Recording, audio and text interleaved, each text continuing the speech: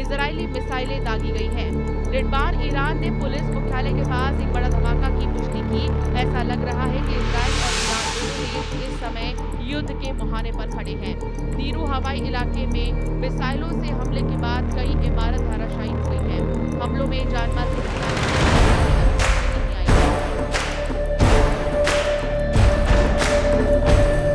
Israeli media के अनुसार Iran में एक साथ कई रेजिडेंशियल टारगेट पर हमला किया गया। एक चश्मदीद ने बताया कि हमला ठीक आखिर हुआ है और साथ ही ईरान के सर्वोच्च नेता खामेनेई ने से युद्ध खत्म करने की दूसरी ओर अमेरिका की भूमिका पर भी सवाल उठने शुरू हो गए हैं। ईरान के राष्ट्रपति मसूद पेजेश्कियन ने कहा है कि इजरायल अमेरिका की मदद के बिना ये सब नहीं कर सकता है। बता दें कि पिछले दिनों भी इजरायल ने 200 जंगी जेट से ईरान को मारूफ बनाया था। जवाब में ईरान ने भी 200 बैलिस्टिक मिसाइल की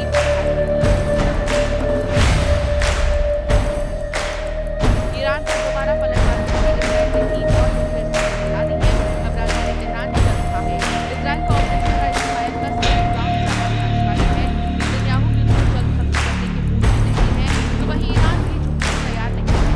मतलब ये समझिए कि जब जबरदस्त छुट्टी है, ईरान में हथियार चलाए जा रहे हैं। बता दें कि पिछले दिनों इजरायल के रक्षा मंत्री ने खामेनेई को धमकी दी है कि अगर ईरान से मिसाइल हमले नहीं रुके तो ईरान को जला दिया जाएगा। यही नहीं, ईरान का एक भी परमाणु अड्डा इजरायल अभी तक सलामत नहीं रहने देगा। ईरान के मिसाइल हमले के जवाब में इजरायल ने जो पलटवार किया है वो खौफनाक है।